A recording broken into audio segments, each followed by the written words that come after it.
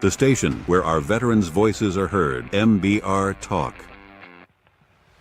Hey, thanks for tuning in. Welcome, Quack. Program are those of the speakers and do not necessarily reflect the views or positions of any entities they represent. Find us on the web at mbradio.us. Ah, there it is. You tuned into the Farron Dozier Show on nbradio.us, MenTalk edition, and Live Sports. Catch me here Wednesdays at 4 p.m. Pacific time, only on nbradio.us. Shout out. How did I do? Was that a good take? That might be.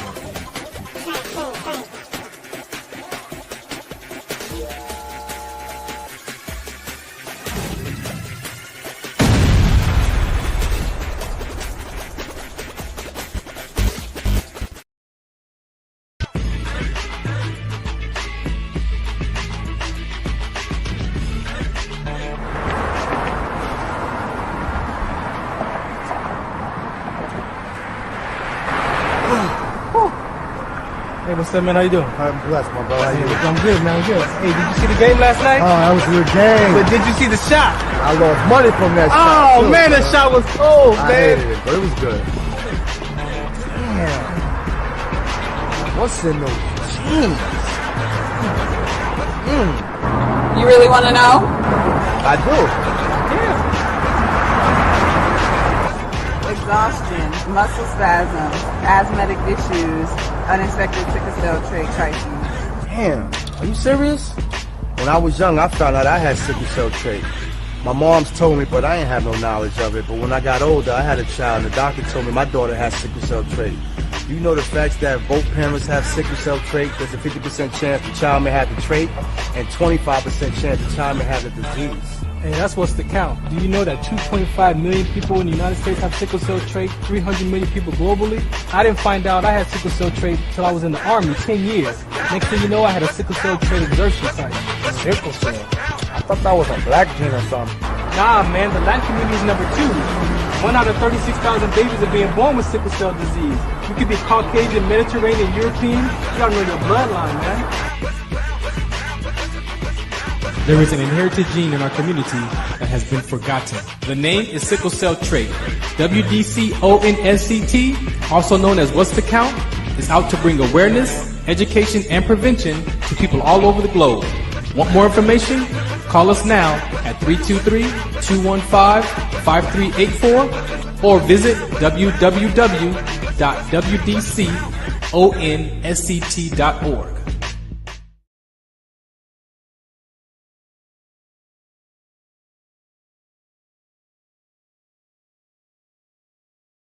Some of us still carry the burden of battle.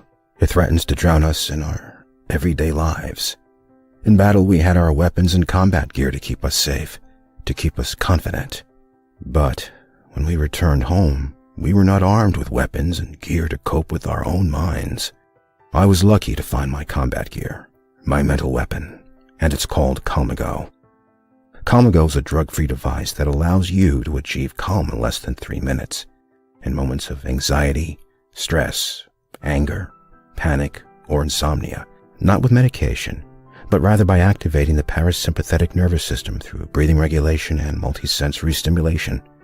A recent study has shown that Calmago decreases PTSD and anxiety levels in veterans, helping those who are suffering and having a long-lasting effect. Visit Calmago.com to learn how you can get Calmago through the VA or with a special veterans discount code. All right, good afternoon. Can y'all hear me out there? Is everything good out there? I appreciate y'all for listening in. This is French Talk Edition right here on mbradio.us. I want to thank you for listening today. We have a full show for you today.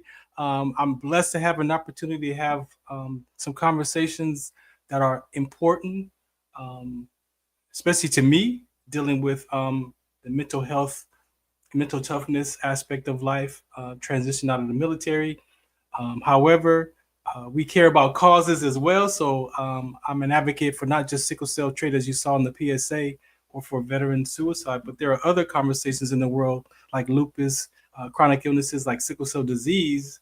And so I have someone that's going to help me deliver some of those conversations today. Also, it is a veteran platform, so we got some veterans here.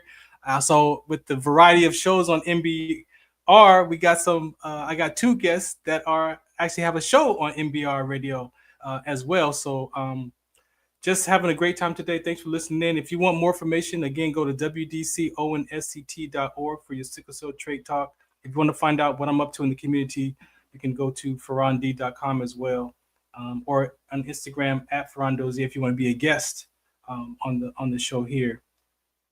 Just want to cover some things this past week. I had an opportunity to speak at church at the Ministry of Reconciliation, my main church, and there's the topic that we had this quarter was about revelations, right? And I've grown up in church, and a lot of times the revelation talk was a scary, it's like it almost scares you straight to be a Christian for what those times talk about.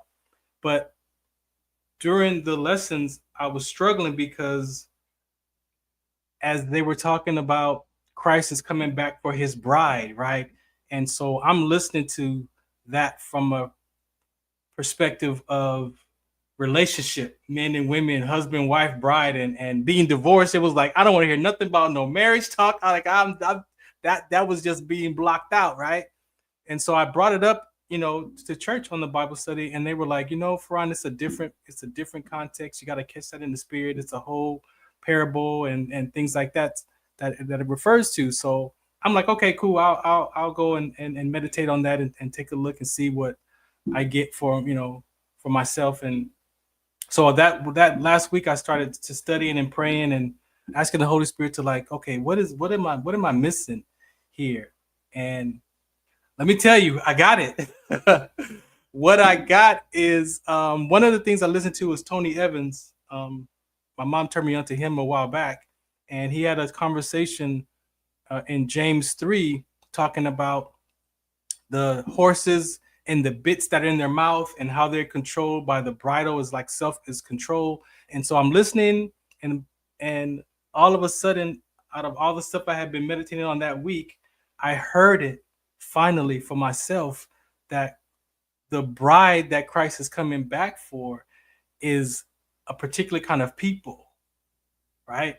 And so I looked at it like, okay, what is that? What does that mean? And so when I looked it up for myself, I saw that he's coming back from what I've heard before in conversations, people who are set apart, people who are pure in heart, people who are mature in faith, and people who are disciplined in speech. And when I'm like, oh, the bride is not the wedding bride, it's the particular kind of people.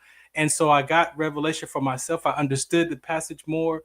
And I actually found a lot of peace in that conversation around revelation. And so if you want, to find out more about that, the scripture that I learned that from is James 3.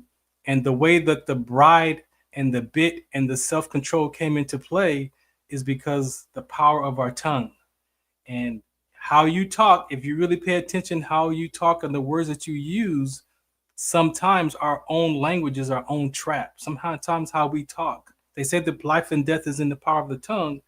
And if you believe that, that's true. Just listen to how you talk to yourself. Listen to how we talk to one another. And so when I got that revelation for that passage, I got my understanding about revelations. And so to be able to now, apply that to my life and apply that what it looks like, I have already been being that person because I've learned to take responsibility for my language, what I talk, what I say. And in the spiritual context, that is really most important because it's how you treat, how you talk to one another is very important. So that's, from that aspect of my spiritual journey this week, I really had a good time. So I delivered that message at church. And from what I was told, it did land because I said, what are you filtering your life through? Are you filtering what you say to yourself and about life through the world, or are you saying things through what the word has to say?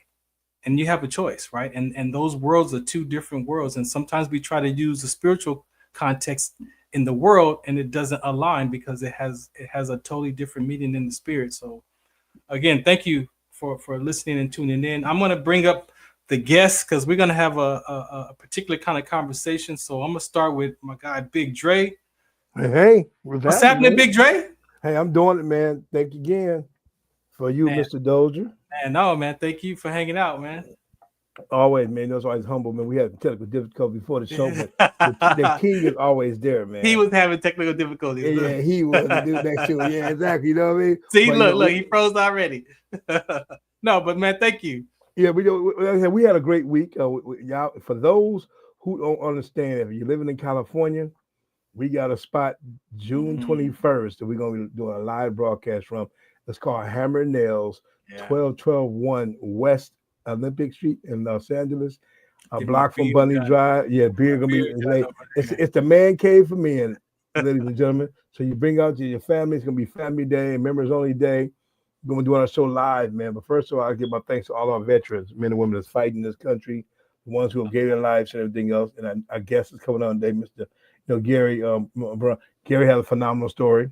Yeah. And it's gonna be a great show, man. I can't wait to watch Amanda and my country boy from North Carolina. You know what I mean? North Carolina, South Carolina. They gonna get you. You keep on. South Carolina, you know what I mean? I can't wait to talk to the fellas in Men Talk. It's gonna be a great show, ladies and gentlemen. Let's get it started. Yeah. Let's go. Let's bring up Amanda first. What's up, lady? Hi. How you doing? I'm okay. It's hot today, so just trying to stay cool. It is. Thank you for accepting the invitation to hang out with us today. Appreciate you. Yeah, of course. Yes. We're not strangers. She's me and her been hanging out with some conversations for she's a sports manager. She's a sports manager. We love sports managers. Yeah. And I'm a big supporter of veterans too. So thank you for your service. Appreciate you. Thank you. Thank you. Thank you for paying your taxes. Oh yeah, pay them taxes. You know what I mean? And your lovely dog too. He's your master. Oh, thank you. There you go. He's chilling right now. Okay, I'm kidding. I'm laying it. So boom. But I'm gonna tell you something real fast. Go ahead. My sisters both passed away from lupus, and my oldest sister and my sister Darlene, she passed away about a year after my mom passed away. A year later, she just waited for my mother to transition, and she said, now that she was gone, it's her turn. So we lost her back in 2015, 6 months after my mom died in 2014. And my oldest sister Shirley been dead since 94. A lupus got her, So it had the same thing, a sickle cell trait also. I know it's in my family history, but I'm a big time advocate of it too, and I support any kind of things we got going on. So definitely, I can't wait to see what Amanda have to say when she's doing her stuff and everything, her transition. Sure. Thank you, and I'm so sorry for your loss. Thank you. I appreciate it. All right, let's bring up Gary real quick. Right, Gary, how you doing? Hey, man, I'm here. I'm getting better, man. On the West Coast, making dreams come true. Yeah. But I want to shout out to all the veterans. Hey, what I like about what I see in veterans is that you don't hear a lot of stories of veterans going berserk and doing crazy things, shooting up people with the PTSD. Yeah. That you don't hear anything negative about veterans, and that's a good thing. Yeah. And I think because we're strong in so many ways, and from the trainings we had, and we just got to keep up that good mindset. Yes. And also, I'm gonna do some more research, but sickle cell traits and all that. I heard a little bit of something yesterday. It was real quick because I'm frequency. I'm all about tuning that frequency. Right. And what I'm understanding about sickle cell, and I got to go more into it before I can really speak on it. But you guys know how to Google and stuff too. It's a frequency, a positive frequency that God has given us, the people who have that. So it's something special that you have, but you got to know how to operate it from within. Exactly. But that frequency is so powerful. I appreciate you saying that, because to touch on that, as an advocate for sickle cell disease has its own conversation. But again, I hear no different than veterans, right? That sometimes I said how we talk, and sometimes I hear my community talk about their illness like it's outside of them.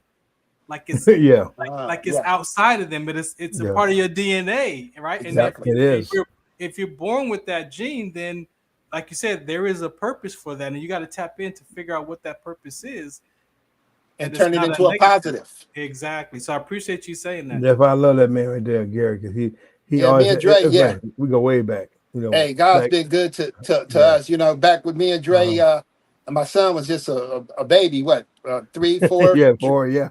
Me and Dre, we and now you're a grown man, 21 years old. You're a grown man now. Right. You got to see him today. Yeah. I told him when he go meet you today to let him see his muscles. He got, and he said, "No, I ain't letting Dre see my muscles." Yeah. I saw a pre-cut of them. You know what I mean? Yeah. You did? Yeah. Okay. So you got Amanda. We got an athlete waiting for Amanda. You gonna sign him, athlete. All that stuff. So it's a beautiful sight. Let me bring up the two more guests, and then we're gonna get this conversation started. All right, gentlemen, how are you? What's up? What's going on, everybody? How y'all feeling? All right. Representing. You know, North Carolina in the house. Okay. Yes, sir. Yes, sir. Take your shirt off. South Carolina. That's right. I could easily send them into the waiting room, y'all. Just let me know when you had enough. I can Amanda, sick that dog on. No, brothers and dogs. Get them. Right. No, this is part of it, man. You know, everybody getting together, chopping it up, having fun, you know, and yeah, man, it's good, man. We appreciate y'all bringing us in on y'all show, man, from the West Coast, you know, and you know, thanks for the invite. And I heard y'all talking about the sickle cell too. Oh yeah. And one of my oldest daughters, she has like the SC. Farron probably know more about that. Oh yeah, for sure. I think it's 3 kinds. I forgot. No, one is the SS. There's the SS, SC, SD. There's a bunch of different conversations. In our community, we have about 4 or 5 that we express in our community, but there's thousands. Yeah, there's different types of sickle cell, but SC is one of those for sure. Yeah. So no doubt. So thank you. Pretty good topic. Yeah. So like I say, you know, she's older now. She's about 26. And you know, she's doing well, you know, but she has that form, I guess, is the SC, the form that, you know, like, cause you know, I think it's a certain form that, you know, there are people are kind of frail. Yeah. But she doesn't have that, so you couldn't tell that she has it. You know, so you know. Do you know who has the S and who has the C? I can't remember. Okay. Hey, because you know that was you know, I know y'all said something about the X's earlier, so there was an X in we'll leave that for the man talk then. We'll leave that there you go. He's safe. So I want to start off with Amanda to just kind of have a conversation. I want you to do me a favor, introduce yourself to the listeners, and then we'll just have a conversation with you. Excuse me, I'm really shy. My name's Amanda Ishii. I'm the CEO and founder of Kaizen Sports Management. I'm also a cancer survivor of colon cancer. I also was diagnosed with lupus 2012, I believe. And yeah, I coach basketball. I love everything basketball. I'm trying to create a global market and network.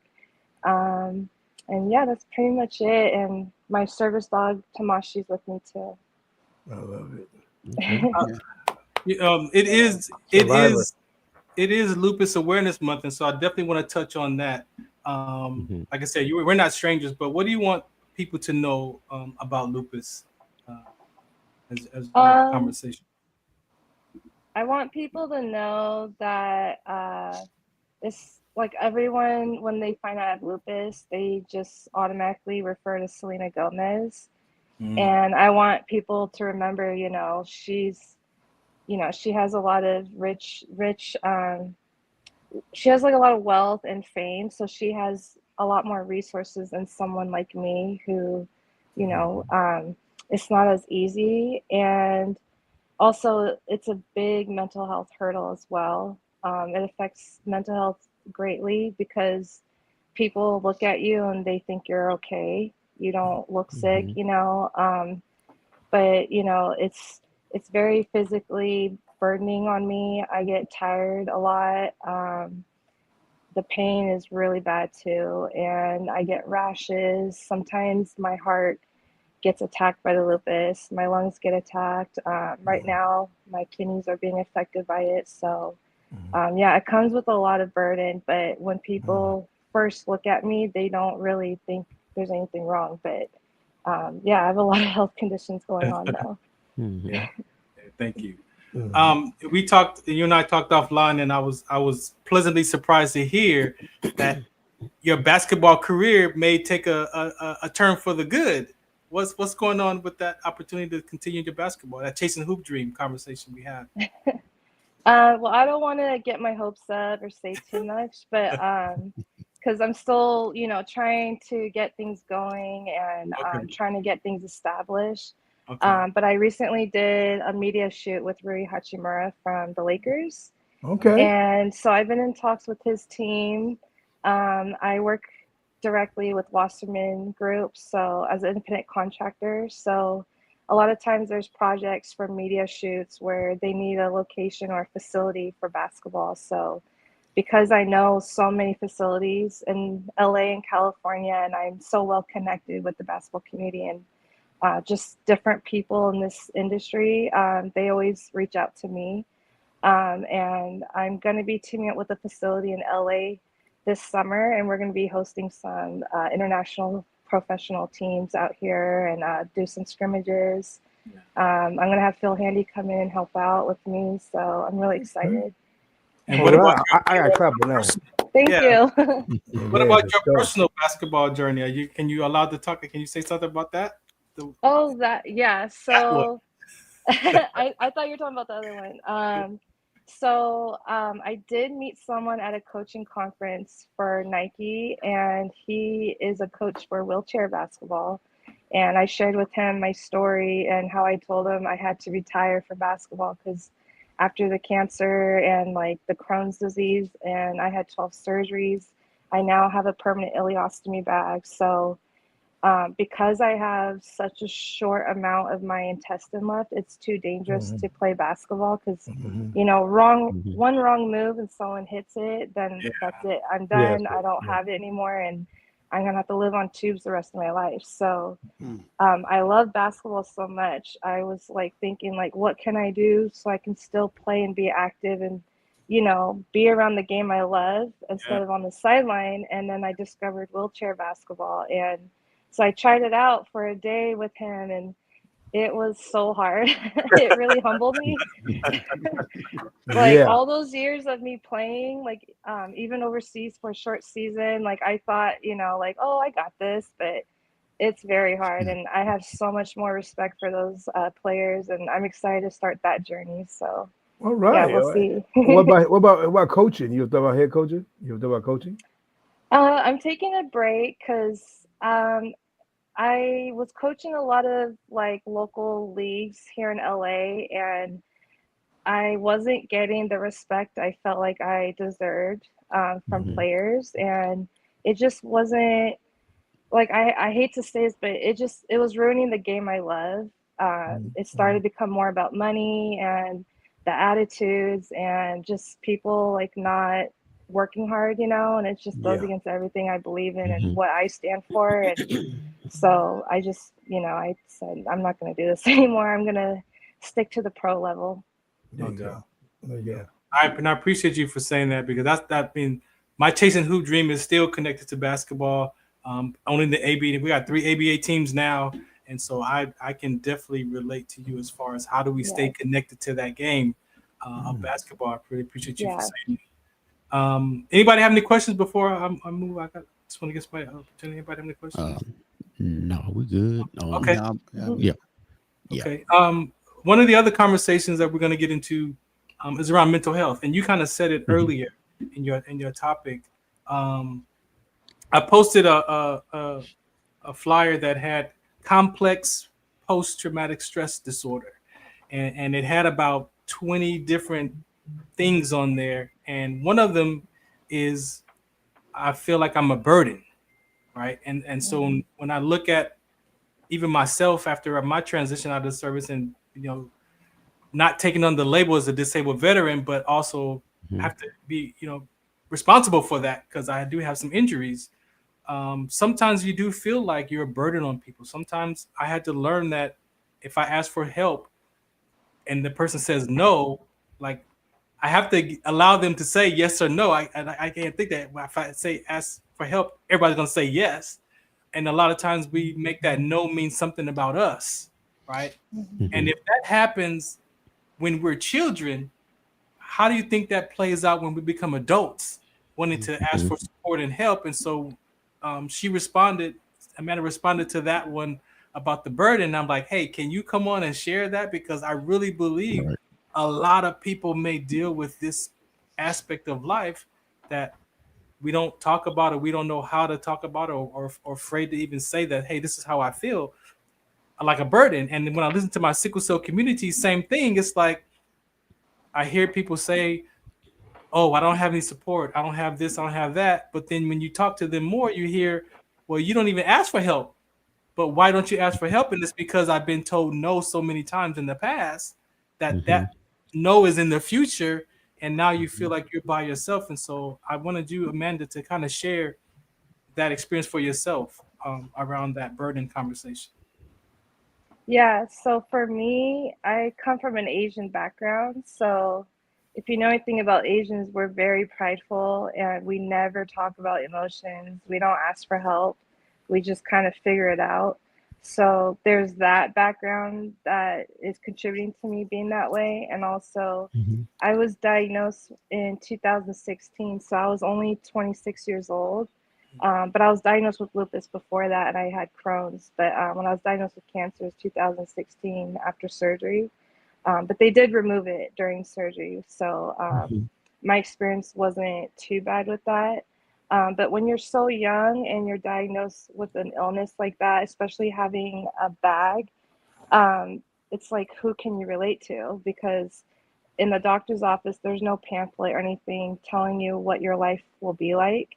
It's just when you open a pamphlet, it's just directions how to change it. And everyone in the pamphlet was like old people. There's like no one young. So I had no one to relate to. And I was in the hospital majority of my 20s. So I missed out on a lot of things. And a lot of my friends didn't understand what I was going through. And I didn't get a lot of visits. I didn't get people like, trying to include me, like FaceTiming while they're out, and that's something I would have done for them. But I just felt like a burden because it was like, I don't want to ask, because then I feel ashamed. But then at the same time, I was angry and resentful because it's like, why aren't they asking me? So it was like a catch-22, and and especially with family too, like I had a rough childhood and I got shut down a lot if I asked for help. So like what Farron was saying, that affects me a lot too in my adult years.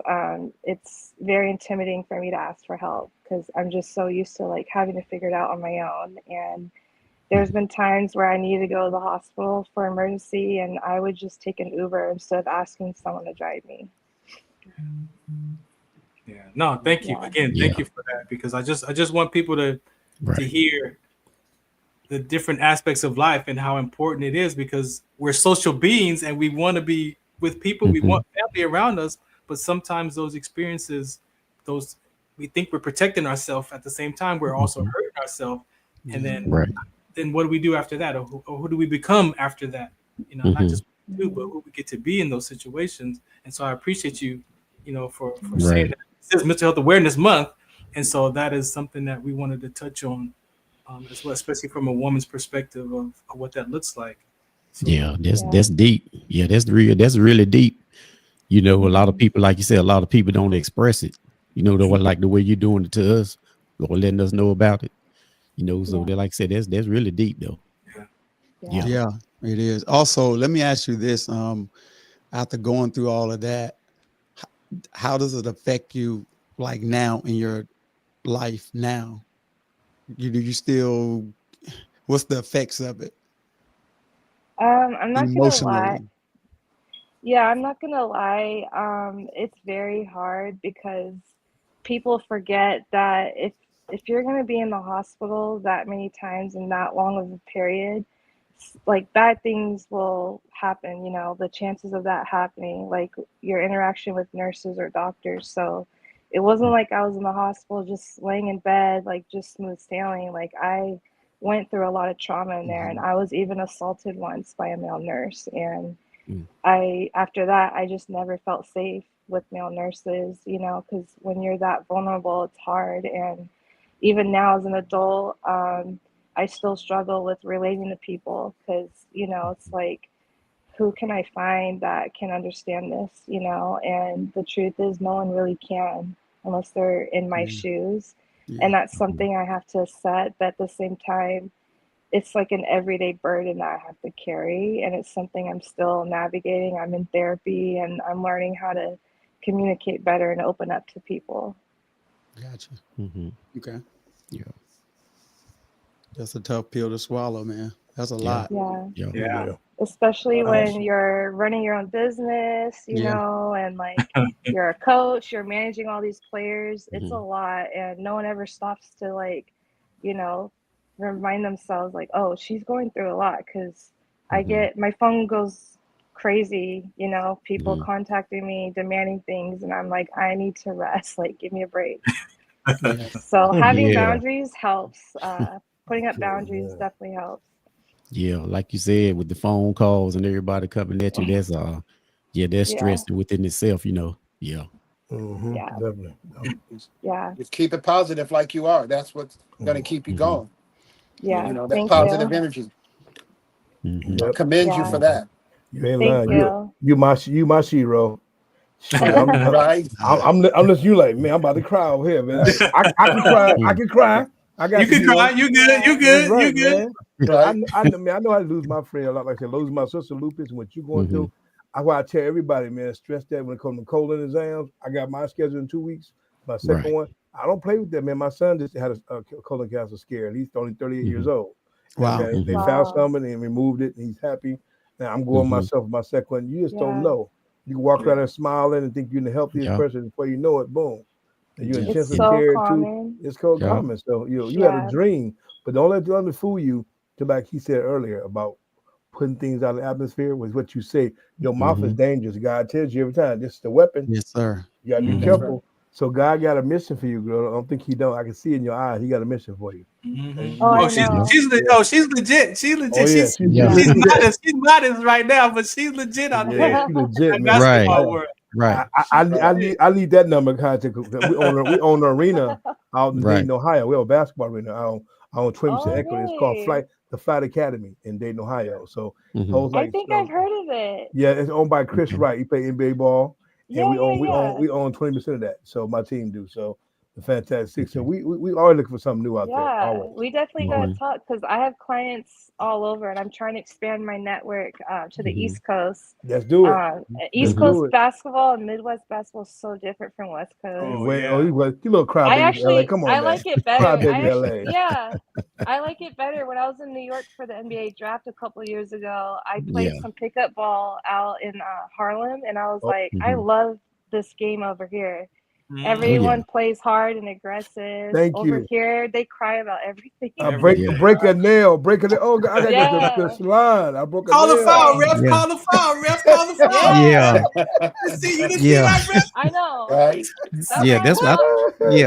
That's what I don't like about the game. Man. Yeah. That's what I don't like about the game. What are you doing? Stop looking at the refs. Just hurry up and get back on defense. What do you call it? I was joking, have an inside joke in the locker room. What do they call NBA ball now? 3-pointer? Oh my gosh. All they do is shoot 3 pointers. That's it. It's only 3 points and dunking. That's it. No one plays defense. No one's boxing out. No boxing out. No fundamentals. So here's a big question for you, Amanda. You're the female GOAT in basketball history. Who the GOAT? All-time GOAT in basketball.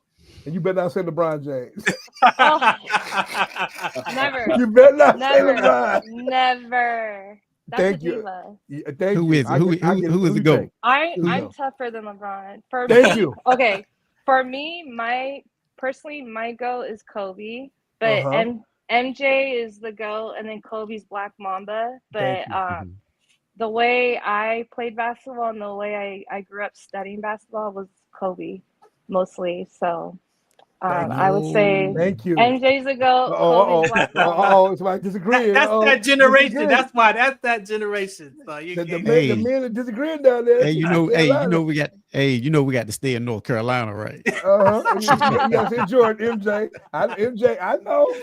But you know what though? I did have the luxury of growing up. I saw first I saw Dr. J, right? Oh yeah. And I was like, it won't be nobody else. And then came Jordan. And then I'm like, then I said, well, ain't gonna be nobody else. And then here comes Kobe. So I kind of go in that, that arena like that. Yeah. And then that's it how I look at it. Thank you. Not I'm finna retire, but my son got to play one season with me. Come on now. Saying King Griffey and Chris Griffey Sr. I gotta play my no picking 85th in the draft. Oh, come on. And he played ball. I mean, come on, man. I know we disrespect to Bronny, but he got him a job. He got him a job. But the baby brother better than the older brother, so it's no big difference. Right? Right? So, yeah. That's what I think. That's what I think. I'm like, I asked Jordan one time. We were smoking cigars with Jordan. We was in Miami. I said, man, how did you say a man he to go when Kareem had 4 years of college and all time? He had no years of college all time. He should have had 50,000 points. He shot the ball 100 times a game. He's supposed to have that. Exactly. And we know for a fact Kobe be all-time leading scorer now. Kobe's still alive. He would have still played, but he said every time to let it go. He wasn't selfish. 20 years, I'm out. Not 22 years. Exactly. But for me in LeBron's defense, but for real, I always said this right here. Kobe is the closest thing to Jordan, but LeBron, he's the more athletic Magic Johnson. Okay. But I think the reason why a lot of people compare him and they put him and Jordan together against each other because everybody growing up, they wanted to wear that 23. And that's what LeBron, he wanted 23 coming in high school and coming out right. But really LeBron is Magic Johnson. Yeah. Thank you. He'll pass it. He's decent on free throws. He'll pass it. He's a better jump shooter than Magic was, So I put him in the arena with Magic. Okay. Okay. That's a big joke. I've heard like that. So but a lot of people don't for some reason they don't do that. They always pit him against Jordan, right? Mike. Yeah. But I would say Jordan and Kobe, and then I would take LeBron. I would say his game is more catered toward Magic. Yeah. If you ask me. Yeah. So because they don't really compare Magic to anybody compared to Magic nowadays. Nobody. Damn, man. That's cold brother. He'll compare to nobody. That's a good point. Yeah. That was good. Well, I picked OKC and the Knicks to the finals. I pick it for some reason. I don't know why. Don't do that. I have OKC to. and the Knicks. I had to give the Knicks a chance, man. I mean, give them a chance. It's 72, 73, man. Give them something. How many years they've been rebuilding long enough? They should be. They've been rebuilding for years. Well, Spike Lee's the owner of the Knicks. That's why they can't win that. I can tell that. Him and Stephen F. Smith is the owners of the Knicks. That's what it is, man. It's all chemistry, man. So that's who I picked, man, in the finals. But I think OC's gonna win it all. I don't think. I think Indiana. I think Indiana too. I don't know, man. Because they may, but they total. They got total. They sneaky. Yeah. You watch out for those sneaky ones. Don't get it wrong. We say underrated. Underrated. But Lakers next year. Lakers back next year. Bye, man. Let me turn his mic off. Right now. Put him in timeout. You going to the waiting room? Lakers never again. I always say this: the Lakers don't have a chance until they can find a coach that won't kiss LeBron's butt. Thank you. Then they will finally get where they need to be. But until they can achieve that, it's. I mean, look what's happened. It's not true. What about an owner who won't sleep with nobody? An owner who won't sleep with all the guys. I didn't say that, GD Plus. On that note, we're going to take a station identification break. This is the Farron Dozier Show, Trent's Talk Edition, Life Choice Sports. Amanda, thank you so much for hanging out with us. You're more than welcome to stay and hang out as much as you can take. Yes. I like it. All right. We'll be right back.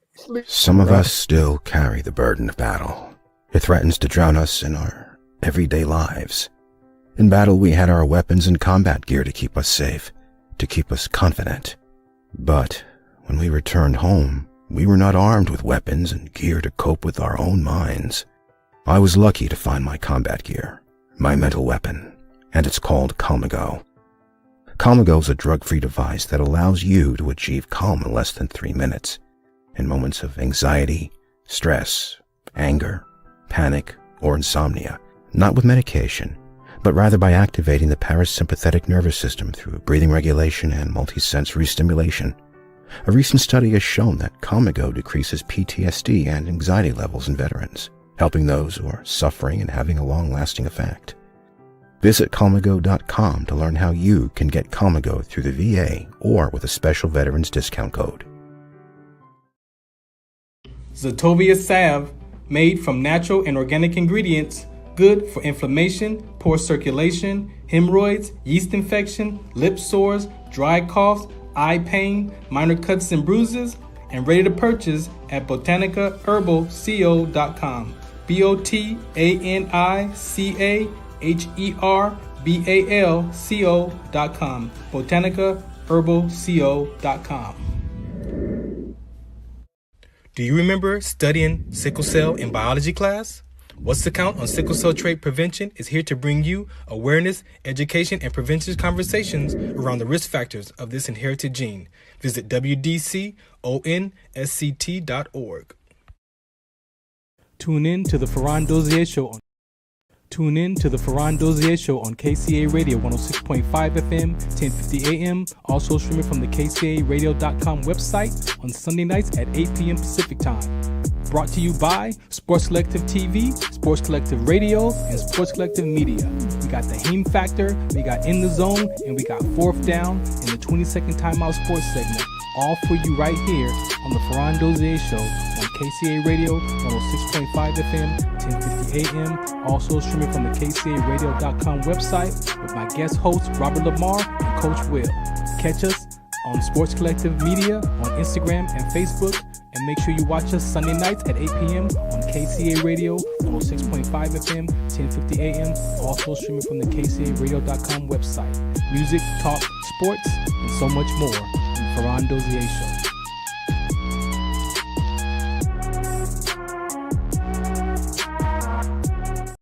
Opinions expressed in this program are those of the speakers and do not necessarily reflect the views or positions of any entities they represent.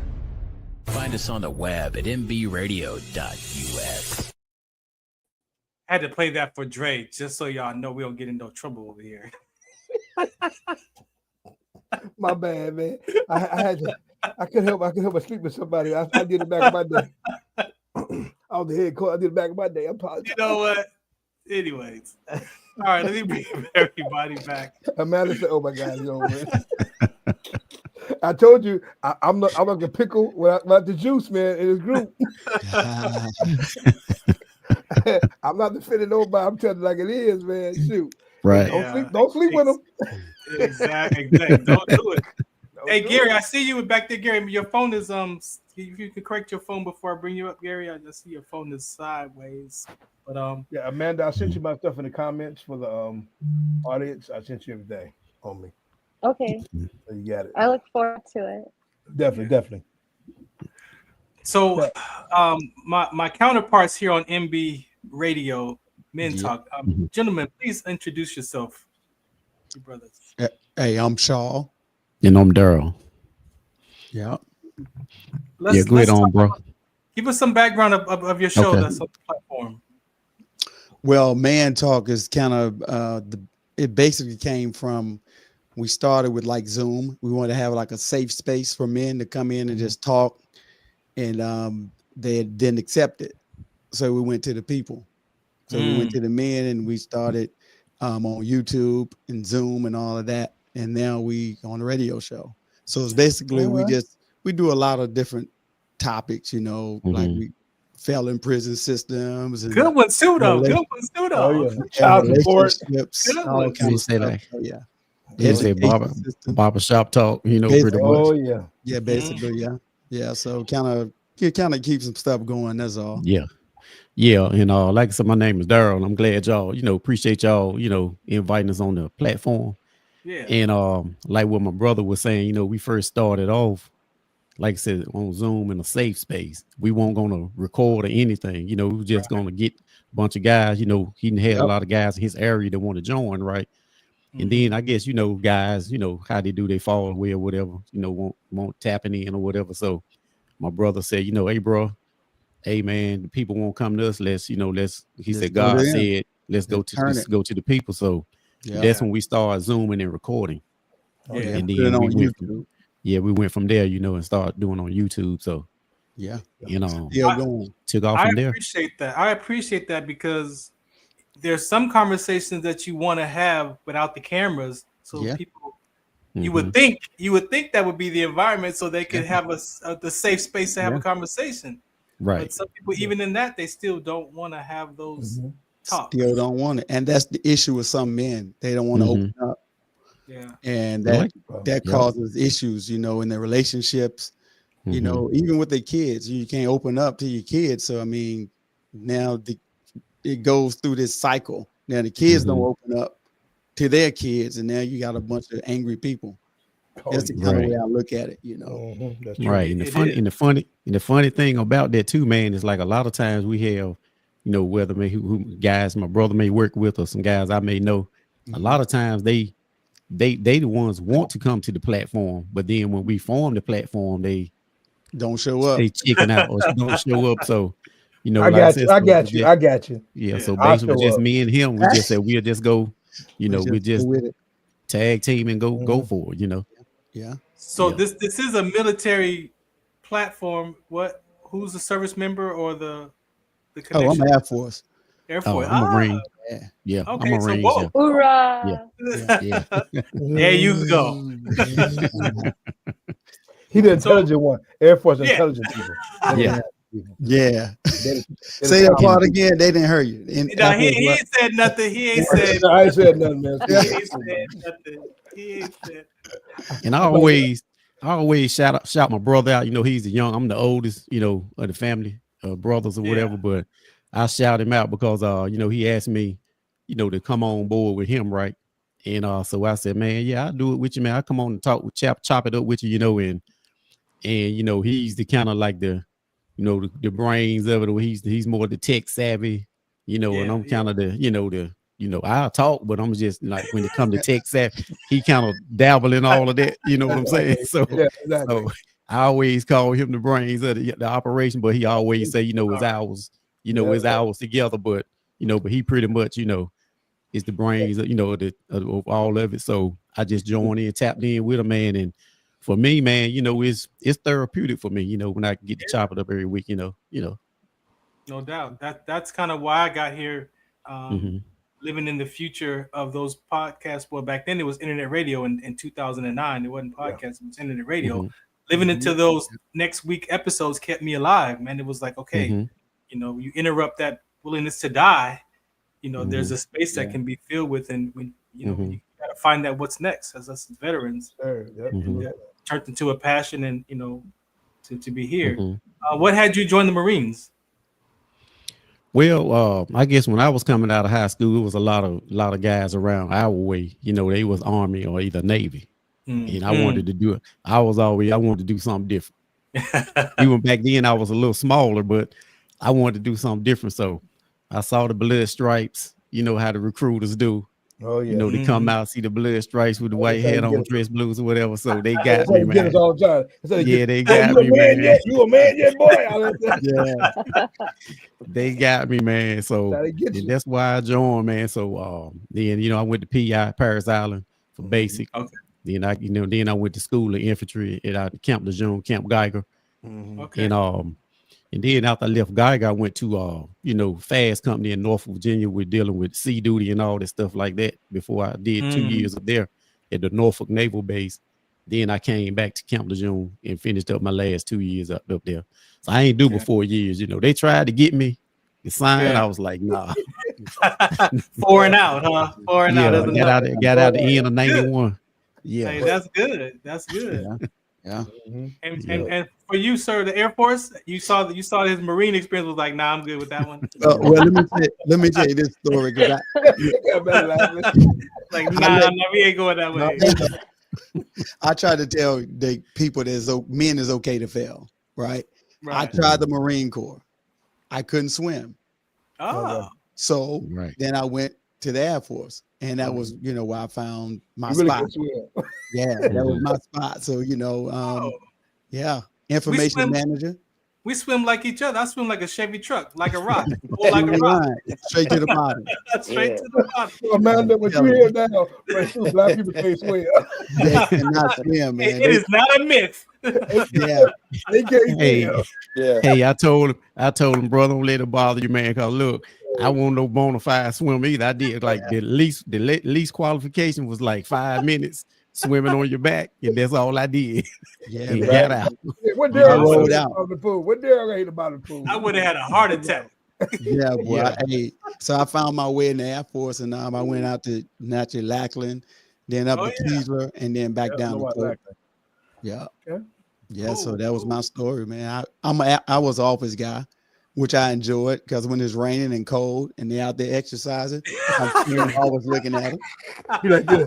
So I enjoyed that part of it. I always tell them, see, I was the crash dummy. I went out. They learned from me. That was a good thing. That was a good thing. You got it all out the way early. Yeah, because see what it was with me, my recruiter got me. You know what I mean? So. And see, because I back in the days when I was in school, high school students could drive a school bus. I don't know how they did it in Cali. Yeah, exactly. But over here, high school students could actually drive school buses. So when I got ready to go, and my recruiter was like, "Yeah, man, I got you. Come on in or whatever." So I said, "Listen," I said, "I wanted to go in motor T because I was driving a school bus or either supply." He was like, "Oh man, don't worry about it. You're not decided yet, right?" He said when you get the basic training, he said they're gonna give you'll be the major mind up. Man, open contract. Gary, that's all for me though, Gary.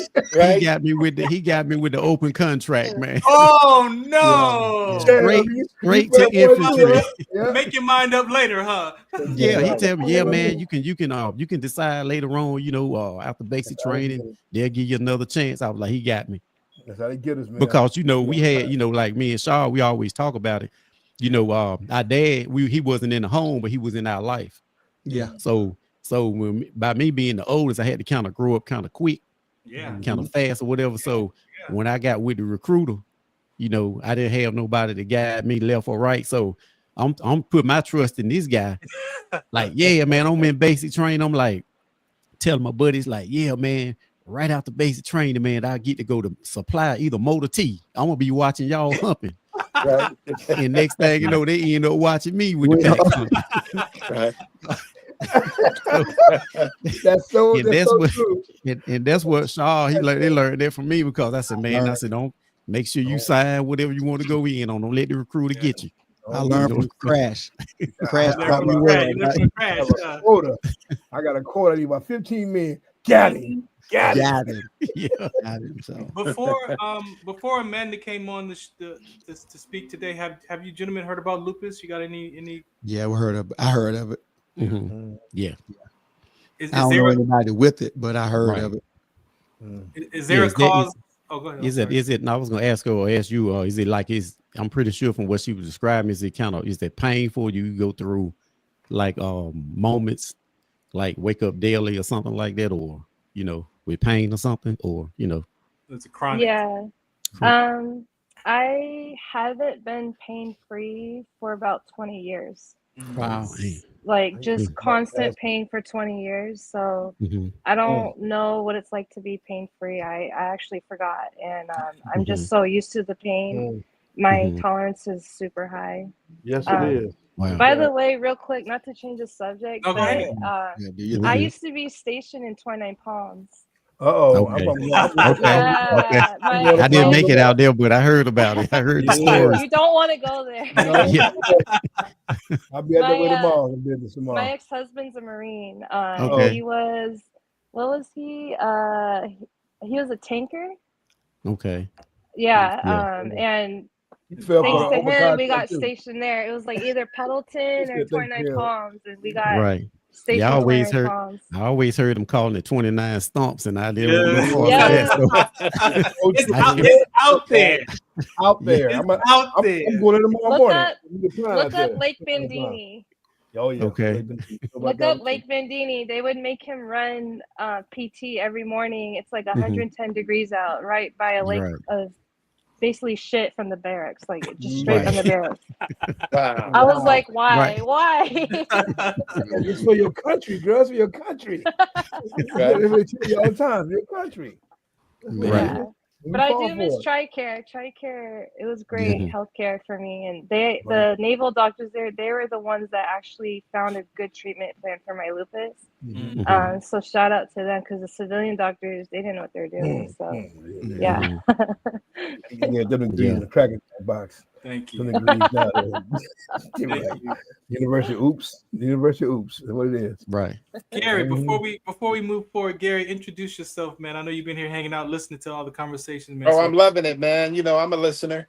Yeah, you know, I'm loving to hear all you young folks talk that good stuff and bring back memories. I like the positive gestures and attitudes. I mean, that's where it's at. That's where it's at. You know, I was born in Indiana, basically, and my mom, rest her soul, Bess Taylor. She's a design. You know, she designed clothes, and we moved to Detroit because a friend of hers, Harvey Fuqua, if you ever heard of that name, he discovered Marvin Gaye. He had a group called Harvey and the Moonglows. He was married to Gwendolyn Gordy. So we shared the same birthday, even though my mom and him were good friends. He had my mom making clothes for the Spinners, the main ingredients, Tavares, Al Green, Marvin Gaye, you name it. My mom, you know, she did it. And so Harvey, since we shared the same birthday, I was 9 running around Detroit, and a guy named Gregory Peterson, one of our neighbors, he was a hustler. So he had me out there shoveling people's snow out the driveway, carrying people's groceries when it was safe, because as you know, ain't nobody letting you carry their groceries in our world today. Not today. Right. Yeah. And I mean, the police, even in the snow, when me and my mom pushing the grocery cart to the house, they had stopped and pick us up and give us a ride home. That's how cool, you know, and it wasn't the best neighborhood either, but we survived it. So when Motown moved out here in 70, Harvey had my mom move us all out to LA, to Hollywood in 72. Wow. So that was interesting to come to Hollywood, because Harvey asked me, he was on the 9th floor at the RCA building on Sunset. He said, Gary, what you want for your birthday? You want a record deal or you want money? And I'm like, I'm like, a record deal. Money. I'm singing. You know, he could have made me a star, because a lot of people see, you hear that stuff called industry plant. Yeah. I don't believe in that, because if somebody in the industry believes in you and they see a dollar sign in you, they know how to place you in the industry where you can make money, they can make money, and everybody can be happy. So that industry plant stuff, I don't go for it. And but I was fortunate enough to be out here. And after high school, I left high school 2 credits short and joined the Army. I went into the engineers. I went to Fort Leonard Wood for training. Fort living in the woods. Fort Lost in the Woods. Lost and living in the woods. Yeah, right. In the woods. Yeah, so that experience alone in basic training, you know, one particular task, I was scared to get up on that pole you climb and go across the rope. Oh yeah. So we went to the rifle range, and I was a guide on. I'm carrying the flag and all these soldiers behind me, but I didn't know it. I had pneumonia. Oh wow. So it's a truck that follows us, as you all know, in basic training. Yeah. If you get on that truck running at 10 miles to the range, you're going to have to do some major push-ups when you get to the facility. So I got to the facility. I ended up not getting on the truck, but I was the last person to go in the gate. I qualified marksman at 49 shots out of the 50 and woke up in the hospital with pneumonia. Wow. Now, I got lost time there because my sister and we were looking for my records on the hospital that I was in on Fort Leonard Wood property. And it's been 4 years and they haven't sent me any of those records. But to move on, I ended up going to Germany, Darmstadt, West Germany, near Frankfurt. I ended up, combat engineer. I ended up working, the captain liked me, so he wanted me to drive, and I didn't know how to drive. So a brother that was a sergeant in the office, he looked at me and said, okay. He took me out in the Jeep and I tore up the gears. Wow. But he taught me how to drive. I ended up driving for the major, and his name was Major Ellis, but he likes to consider himself Little Caesar. So everywhere he went, I was right there. Terrain walks, you name, all over Europe with the top brass. Wow. And to jump a little bit further, you know, I used to go out to the clubs there. You know, I used to go by myself walking through those parks to get, you know, Germany is kind of weird if you've been there. Yeah. And so, yeah, I had a good experience in doing that. Then the Polizei one time walking back through the neighborhood, because Darmstadt is considered like a Beverly Hills. So I'm a black man. I'm dressed real nice, and I'm walking back to the place, to the barracks, and the Polizei pull up on me as soon as I get in the gate. And then the gatekeeper, he called the captain. A few guys came out with their rifles, and the Polizei saying, well, this guy's tearing up post signs. Somebody reported him tearing up signs, and I don't do anything like that. But my unit had my back because the captain came out and they had their rifles ready against the Polizei. And I used to have a lot of respect for the Polizei because they do a lot of training more than regular police, you know, 5 years of training to be a Polizei. But after that, you know, I went on to Fort Lewis, Washington, and I was a member of the Martin Luther King Singers. I sung baritone. I joined the choir in church because I was in church. And I had a gentleman, I'm not going to say his race or anything, but he was my platoon leader, and he used to give me slack all the time. And this is a little bit about karma now. And I used to tell the captain, and you know, you can't jump and you got to go through the chain of command. But I went to the captain and said, hey man, you know, he's drinking on duty and da da da da. And for a punishment, actually they gave me his job because he went home on vacation, and he was drunk, and he ran into a fence, and the pole went in his eye and put his eye out, and he couldn't come back to the military. So they gave me his job. He was an E6 communication specialist. So the captain assigned me to take that over. So I ended up, I'm young, I signed for $400,000 worth of commo equipment. Now I'm missing mics, I'm missing wires, I'm missing everything. But since I was well liked, because I was one of those guys who was cool with the maintenance, everybody, they, you know, they gave me a Jeep, and they sent me out in the woods in Fort Lewis, and I was collecting hundreds of miles of commo wire with that Jeep, hundreds of miles. Now, the reason I'm telling that part of the story, because, you know, I believe in crypto creatures, and I'm listening to a story last year that same Fort Lewis in Washington State, Mount St. Helens erupted. We were practicing for Desert Storm and Mount St. Helens volcano dust. We were out there 30 days at a time. Wow. So a lot of my medical problems come from being in that dust, that volcano dust. Wow. The cancer. But people don't know that. Wow. Because as you know, chemicals are in that volcano ash. Yes. And there it is. so a plane went down with like maybe 17 to 20 something people on it on Fort Lewis property in the woods. And that plane went down, the wreckage, when time they got to the wreckage, the bodies were torn apart, ripped apart, not from the crash, from Bigfoot type creatures, they're saying. And I know a lot of people say, oh, you say Bigfoot, but you gotta, if you understand God, you understand God didn't start and stop with us.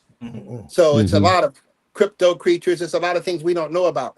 Matter of fact, it's too many things we don't know about that we're woke. Matter of fact, if you see the chemtrail planes flying over and you think that's chemicals that they're putting on us and poisoning us, no, it's blocking the sun because our frequencies are now open to receive the gift to allow us to be whoever we want to be and communicate on another level. So man is trying to block that. That's that chemtrail. So if you're seeing the sun getting blocked, and it's affecting our crops, that's why we got a lot of GMO. See, and having all these cancers and stuff, you got to be careful with your food because that GMO, they don't allow that in Europe from America. It will trigger it. It will trigger it. Exactly. You don't allow in Germany, they don't allow it in Europe neither. Nowhere Eastern Europe, they don't allow it at all. Exactly. So to make a quick story, you know, I ended up, for 30 years, I've had this ideal of a movie. Harvey did give me a deal with a rap group the Gumby Boys at Capitol Records. I was one of the first, black man to have a rap group on Capitol Records, the Gumby Boys. We changed our name to Uncontrollable Urge. I found them in a skating ring out here in the valley, and they were sliding around in bikini underwear, and the girls was going crazy. And I'm like, these fools need to be. They need to be on TV. What year was that? Oh no, that was in the early '80s. It had to be the '80s. That sounds like a Venice Beach gang. Right. But see, I didn't know nothing about the record business. So I ended up coaching football at Sherman Oaks Park in Encino Park, and Denzel's son. I coached him. I coached Ice Cube's son. He was out there, and I had a script. Me and some partners had written, and Denzel was cool. He was like, "Oh, Gary, man, when you ready, just give it to me." So we were at Granada Hills one. I know I'm skipping over a lot, but it's a fun story. But Denzel and I were walking out of Granada Hills High after a game. And he said, "What you got? What you got?" And see, what I'm saying by this, I'm letting you know he's a brother, and Harvey Fuqua, these guys from the Motown era and other eras back there, they were giving brothers a chance. If they had talent, you can present it. So Denzel said, "What you got?" So as I'm handing him the package, two girls come screaming in the parking lot for Denzel. He looked at me and said, "Gary, get it to my agent." That was like a hit in my stomach. Oh man! And same thing with Damian Wayans. When I worked for the Prince. I drove. See, I'm a driver at best in the military. I drove the Jeep, as I told you. I drove for the Colonel. I drove for the second in command of Europe when I was over there. So I have my driving. Dre know me because we've been together. He knows that we drove work for Playboy. Yeah. So I drove for Hugh Hefner, The Girls Next Door. I was on that TV show. Yep. So it's interesting. Yeah.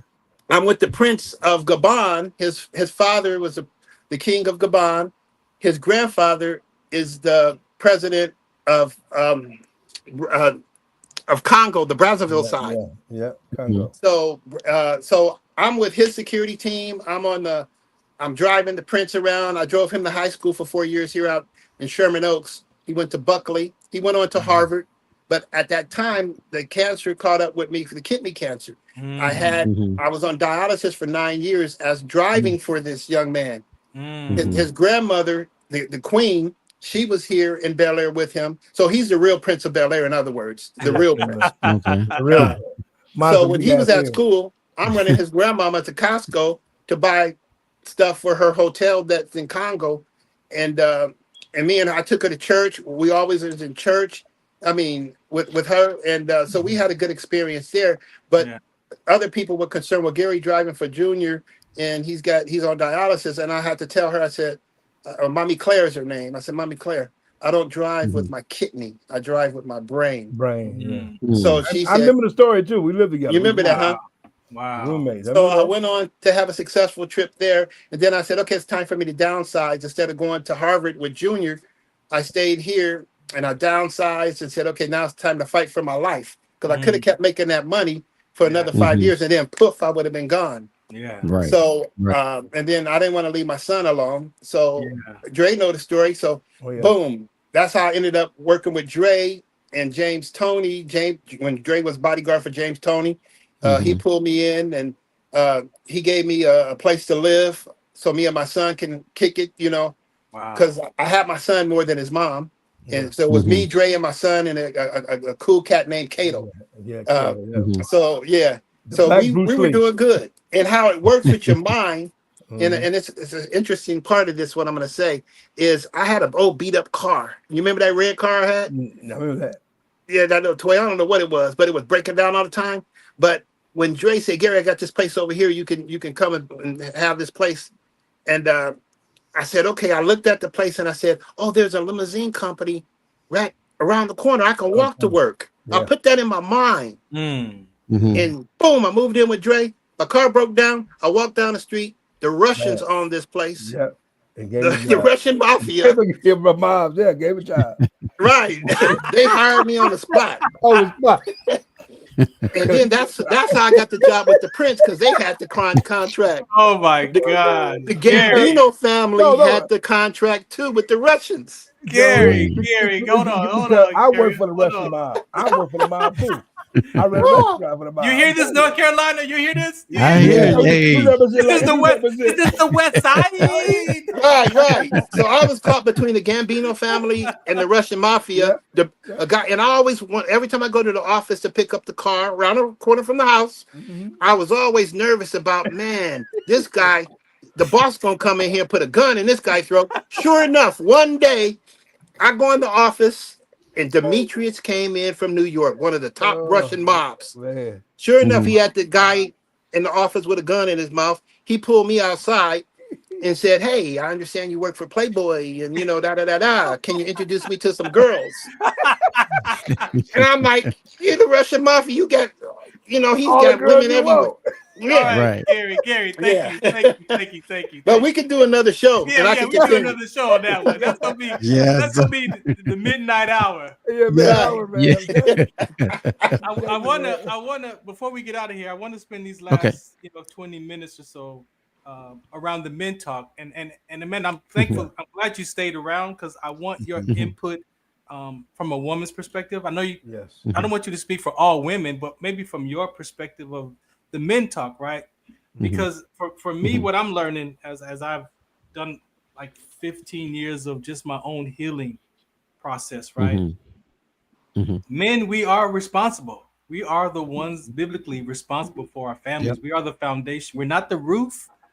We're the foundation of the family, right? And if you understand the foundation of the family, I tell men, have you ever gone home and said, "Thank you, foundation, for holding up the house"? Like we discount the foundation of that home, but what happens if that foundation is cracked?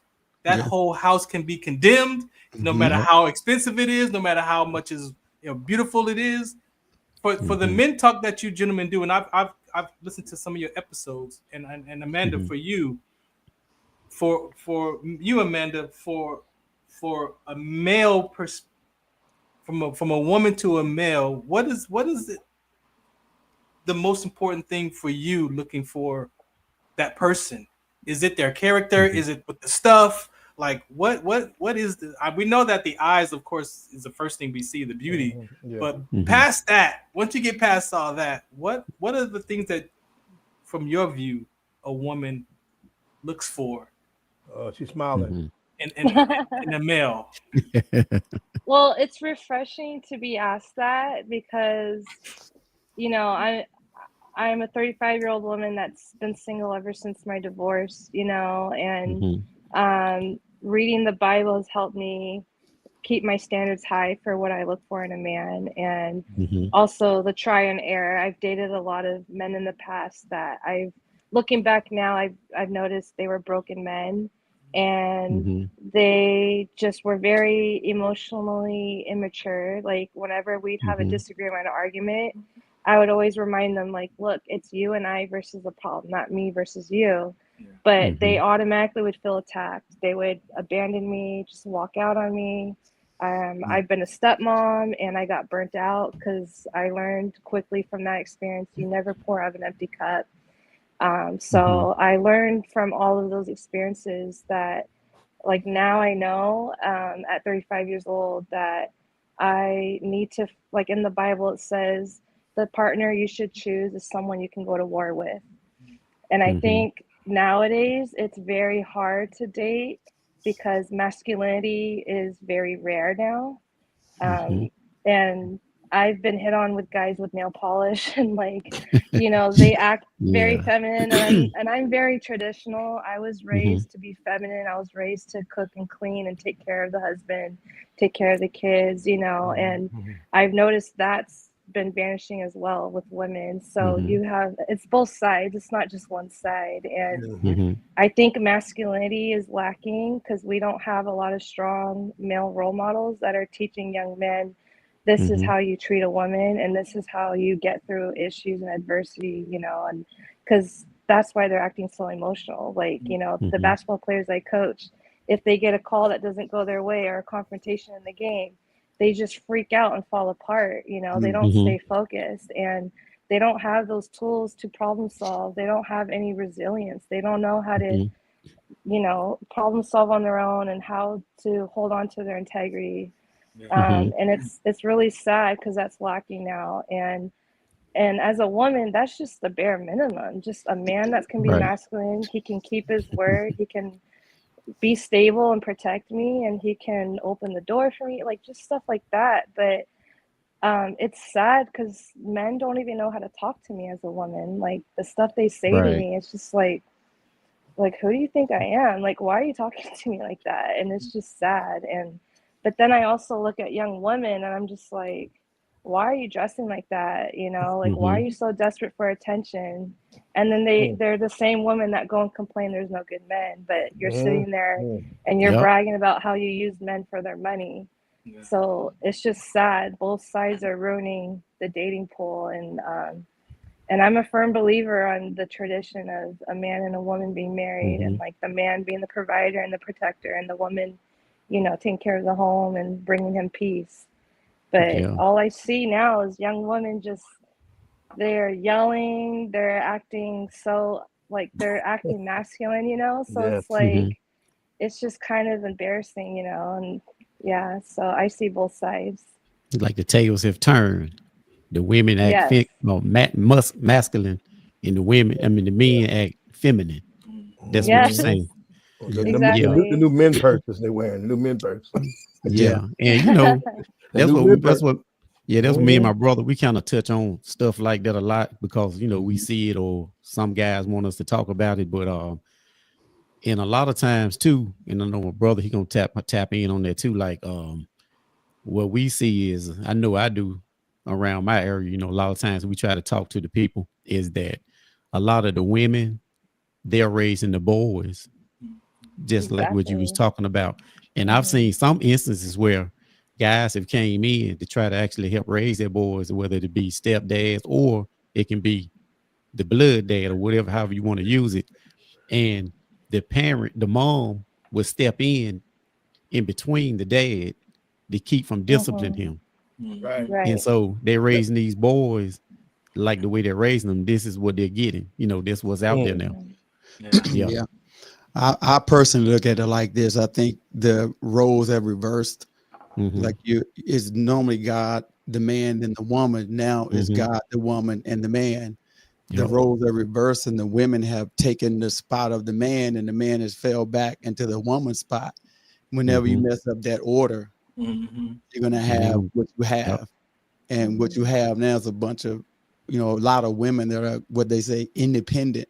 And that's where it's coming from. Instead of them just being submissive to the man. I mean, you're not going to find a perfect man. It's not going to happen. Nor you're going to find a perfect woman. So if you have a piece of a man that's doing decent, he's protecting, like she says, he's protecting how to talk to you. He's providing.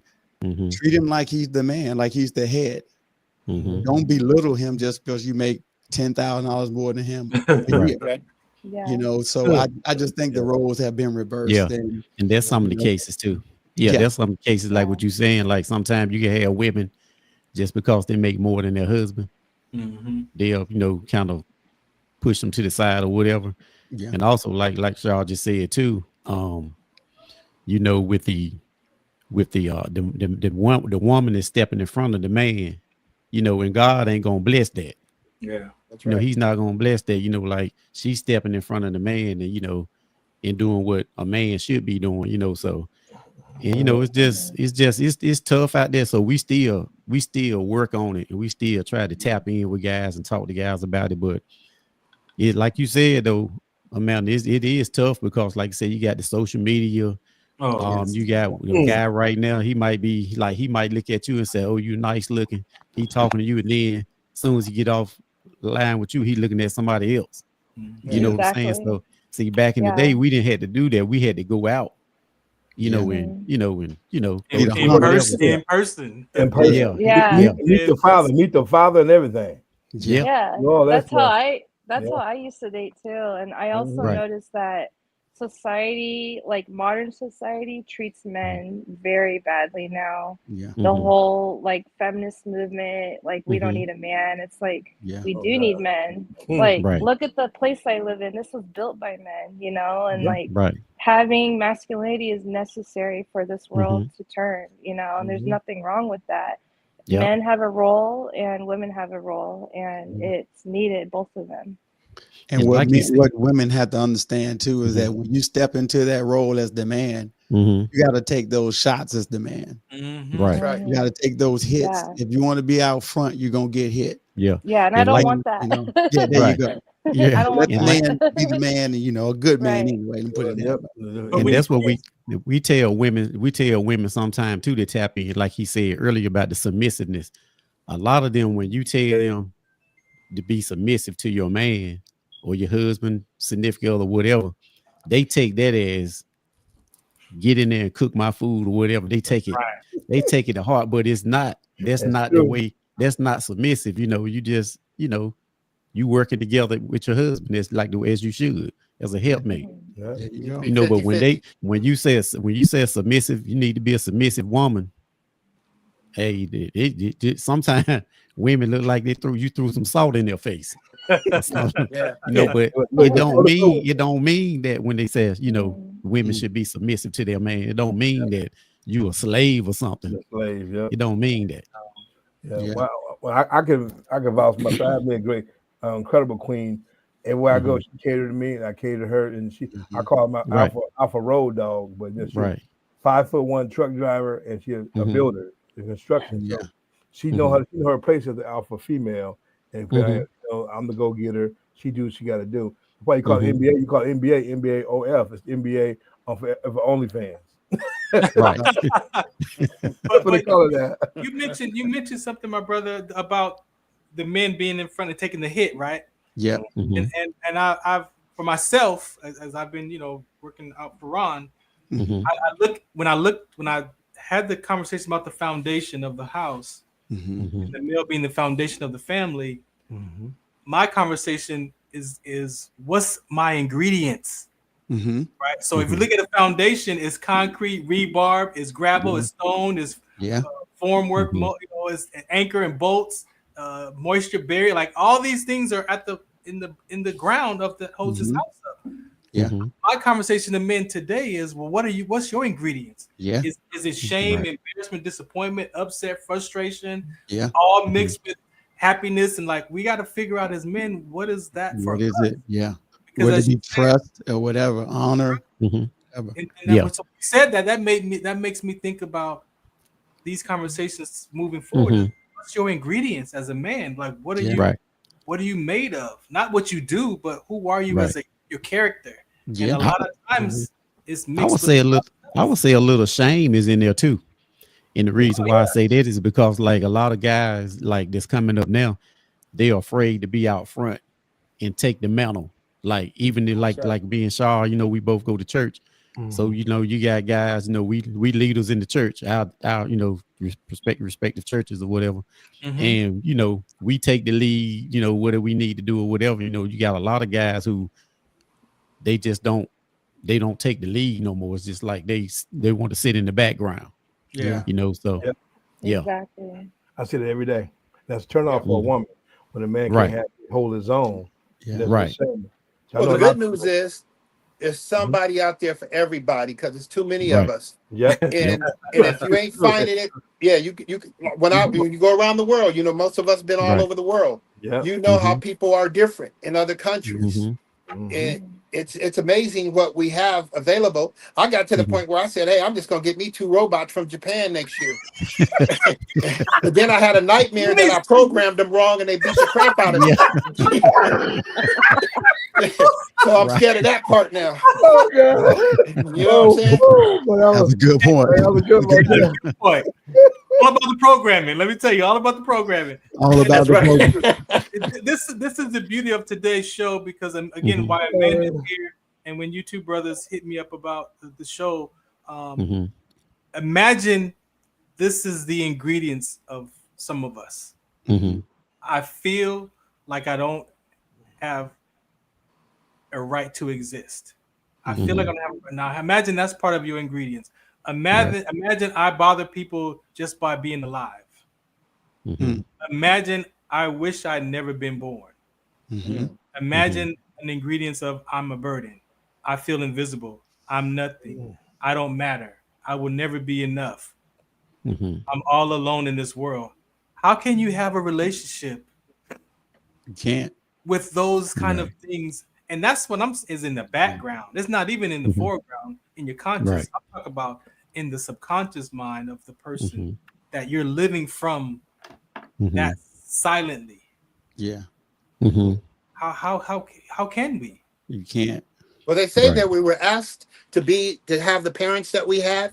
We were asked at birth, you know, we chose our parents.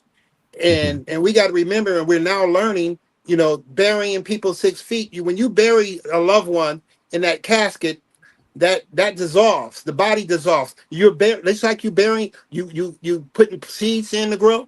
You're putting that body back into this earth, and it's gonna bloom again. And it's in a recycle of being reborn here on earth without the memory of where you've been in the past. Now, if you get cremated, that's another story, because your soul, from what I'm understanding, your soul is free now, and you can go anywhere you want to go. But if you get buried in the ground, you're replanting yourself to grow here again, and you're stuck. And a lot of people don't understand that, but a lot of people are stuck here on this earth because they're reborn here, you know, reincarnated, what you call it, but you don't remember. You don't remember your past lives. But once you break that cycle, then you know, hey, I'm free, because God has given us the capability, that the spiritual beings that we are, we're part of the universe. And we can go anywhere in this universe when we leave here. And this is not the best place, but we got to make it the best place while we're here. And you can't be afraid of death, because death, they say, from what I'm understanding, because, you know, when I was in surgery and from emergencies, and I figured out, you know, that white light they talk about, you see, I'm sitting there, and when the doctors came in and cut them lights on, them surgical lights, and I'm thinking, I'm dying right now. And I'm like, man, there's the light. That's the surgical lights. Ain't no white lights. I'm serious. Hey, but yeah, man. everything that you said, there's people that believe all those different things, right? Yeah. But what my brother said about the shame is, I just turned 55 in March. At 54, I discovered for 52 years I've been living in avoiding shame, embarrassment, and disappointment. Wow. And that was from a 2-year-old child decision toward my mother before I really had language. Gotcha. Right. And so when you understand that, and when you understand brain science, and you understand how the brain functions, when you put those pieces together, man, it is amazing how powerful our mind is. Yeah. Right. And the work that you've got to do to unravel, as he's saying, for me, unravel all the decisions that you made up about these conversations. Yeah. That sometimes it's a natural survival state of mind that we make up the decision from our childhood. Right. That the brain creates these conversations already. Right. And if you attach to one of those, you spend your life renewing your heart trying to get free from those things, right? That's right. And that's the part for me, that coming back to church, it's like that's the work is, you got to renew your mind. What principles, what tools, what conversations are you using that you believe in, that you trust, right, to unravel those? Because at 54, man, I'm like, you got to be kidding me. 52 years, and I have proof. I have evidence. I got body sensations. Like, I got memories, and all of it. I won't say all of it, but more than 70% of it was made up. Made up, until I found something like the word to challenge those thoughts up against those stories. Right. And like you said, man, it's a like back to Amanda, you know, it's a multitude of things, but I always tell people, like the guys, like she said, she was, you know, I guess talking to or dealing with or whatever, you know, and it's not bashing Women's Day or whatever, nothing like that, but majority of the women now are raising boys, young boys, and they're raising young men. The men that they are raising, they are not the men that they want to date themselves. Exactly. You know what I mean? Yeah. So So right now like that, yes. Yeah. But So like see, Bank has helped. Right. And like I'm saying, and I'm gonna say it in my way before we end this show. The Bible speaks of of a man and a woman being by yourself. God wants us to be by ourselves first, to work on ourselves. Exactly. I don't know why people rush into relationships. Singleness. Oh my God. I used to Singleness. run a nightclub, all you hear That's right. line. I'm going to find me a baller. And I know I would tell them, I'd be walking down the line in the nightclub. I say, so you going to follow baller, huh? I say, I guarantee you that baller will be a one-shot caller tonight. Right.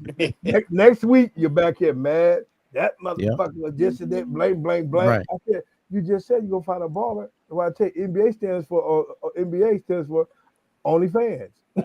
So now everybody get OnlyFans accounts now, trying to catch these dudes. Yeah. And God's telling you to wait, because if you work on yourself and get successful, He gonna see that perfect mate. Two broken yokes is not gonna work. No. Right. Yeah. That's why I tell people, don't get a relationship until you're gonna have sex. Me and my girl, I'm being real with you. We're not having no intercourse at all. We're not married. I'm not married to you. I'm not doing that. Yeah. That's not right. Right. If you want to go run your butt on somewhere, go right ahead. Right. I'm not gonna hold you back. God bless you, and I'm gonna get my blessings. So, and Gary know I am.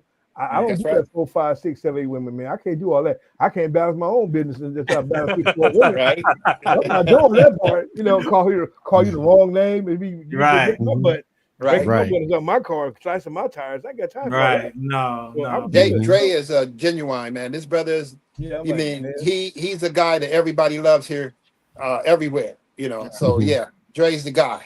I appreciate that, man. I try to be that. God gave me that to me. I died at birth.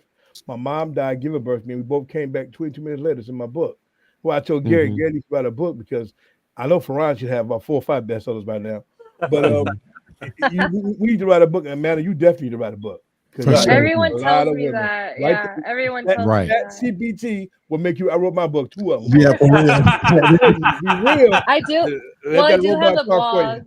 Let the I have a robot blog I talk. wrote on, but You do what you do. Because God tell you our stories are who we are as human beings. Yeah. And we can't help them out with our stories. Something matter with us as people. Yeah. So I tell you all the time. Well, your testimony is important. The testimony is important. All when day you long. get it. Right. Thank you. That's how I end my day. So I bless you all. Appreciate you all, man. I appreciate everybody. Yeah. This was exciting. Yeah, it is. Amanda, what do you want to say before we get out of here? What do you want to? Anything you want to? Don't have me crying. Don't have me crying now. Have me all crying. I'm good. I actually did almost cry when you, Farron, opened up about the shame and like you feel like you don't deserve to be here. Oh, wow. That actually almost made me cry, because and then like I instantly wanted to like nurture you. Me too. That's just how I am. If I see someone like if I just see someone, in pain or something, I just feel naturally like, oh, I need to help them, and I wanted to ask you, men, since I'm the minority here, as a woman, what can I do to help support men with their mental health and be there for them? I think it's important for me to know, especially as a coach. Respect. My mind's respect, though. That's one for me. Yep. Yeah. On a health tip for everybody, because I dealt with hypertension, and that's a silent killer. That took my kidney that I got the cancer from, all the things I told you in the military. But I could have saved my kidney, but I had to go through what I had to go through. I was on dialysis for 9 years because my blood type is O positive. And so it's hard to find a donor. But the bottom line is, once I got my kidney, I got a whole new life. So if you really want to, I told you a little bit about me, but I've actually created a franchise, a superhero franchise, which you'll be hearing about shortly. And the first one is Keepers of Gaia. And we're going to be dealing with Mother Gaia, Earth, and saving humanity and getting people to love and come together. That's the first one. Then the Kingdom of Gaia, and then the Keeper. And I got some serious characters, so you're going to laugh. But I got Shaq coming in as Blackfoot. I got Bill Bellamy. He told me I was giving the part of Wolfman Black to Kevin Hart because my buddy is close to Kevin Hart. But when I told Bill Bellamy about it, he said, gee, that's Wakanda on steroids. He said, give me Wolfman Black, because Shaq is his cousin. Yeah. So, so I got a cast of superheroes that we're about to put out. And so that's what I've been doing lately, is creating what I started 30 years ago. And now it's coming to par now. Yeah. So Thank you. I look forward to sharing more about that with you all. But God is good. Just keep the positive energy all the time, and you will get what you want out of this life. Yeah. You know, Amanda, you said, you know, for men, it's tough because some of those things are layered, right? Yeah. And so the best thing that I've learned so far for myself is we say that we are good listeners, but are we really? Do we listen to react and to respond? And I have 3 daughters, so I tell my daughters, you got to ask more questions. Yeah. You got to listen to what they say to you, and give that back to them of what they said to see if that's what they're really trying to say. Because a lot of times we don't say what we're dealing with. We use words to describe life. And if I'm struggling, I could be struggling for something that you might have some resources to help me fix. But if I just say I'm struggling, then I'm not telling you what it is, and so I don't get a chance to say that. But because why? As men, we suffer in silence, and we don't want to be judged, right? And you find in your partner, it's like, oh shoot, if I tell you my deepest secrets, are you going to slander my name? Are you going to go tell my? And so men have a lot of things that we deal with that we don't know how to language or share because of the fear of the repercussions of being open and vulnerable. So a lot of times that respect could just be having a conversation. Right. So you said that this is what you're dealing with. You know, why did you use the word scared or struggle? Like, what's the struggle? Like, so hopefully that opened up that person to have the space to say, oh, well, this is what I'm dealing with. But a lot of times by the time we say so, we're describing it, and it's like, well, this is a description. I can't help you if you don't say what it is. Right. And a lot of times it's not even a real thing because our minds is making up these stories. I'm a nurturer. Like she said, she said she wanted to nurture you earlier. That'll help. Right. That helps too. Cause a lot of women, they don't think that men, like we like to be nurtured too, even though we may not show it. Right. But we like to be, pat on the back, rubbed on the head or whatever, and talk to like Farron said, on a respectful way or whatever. We like that too. But like he said, we got layers where we gonna be hard. But once you got a woman that's gonna nurture them like that and talk to them in a respectful manner. They'll kind of open up and be all right. Open up, they'll open up, I would say listen. The longer you listen to a person, the more they'll tell you who they are. Right. That's right. So you just sit and listen. They'll tell you exactly what's going on. They can't help it. As you think about it, like us on this platform right here tonight, everybody had a story. Yeah. If you let them talk, they'll talk and talk and talk. And the longer you listen, just listen. All you gotta do is just let them empty out, and then you'll know how to navigate. Right. Before they talk, then you know how to sidestep. Well, I know this isn't a spot I might need to stay away from. And you just, like you said, you nurture them along the way, but you just listen. That's it. It definitely will. They definitely will tell you who they are. Anybody. That's the benefit. Yep, absolutely. Yeah. Well, I thank y'all for hanging out for 1 hour and 37 minutes. So I got to get out of here. There's a show next up after here. So, gentlemen, thank you so much. Your show's on Fridays. Yeah, at 6 p.m. Eastern Standard Time. So that's 3 p.m. on the East Coast. Yep. Yeah, real quick, man. I appreciate y'all, man. Inviting us on, man. And we said, y'all, we've been waiting about what, 2-3 months now? About 4 months, going on 4 months. And we just, kind of, still getting on our own. Yeah. So we gonna visit, try to, tap in with other people. We just kind of been trying to, figure this thing out, ourselves. For sure. So we appreciate y'all. We are your first invite, or you are our first invite, or however whatever you want to look at it. And like I said, a lot of times I work around my brother's schedule, because like I said, he get up Eastern time, he got to get up at 2:45 in the morning. So we'll be checking out here in a couple of minutes, so he can get ready to go to sleep. All right. So a pleasure, man, to meet all of you. We appreciate y'all. It was so nice meeting you. Yeah, I I'll be appreciate it. reaching out to you guys. Much love. Much love. I have some people I can send your way. So Appreciate it. yeah, it's so Appreciate nice meeting you guys. All right. Likewise. Thank you. All right, nice meeting y'all too.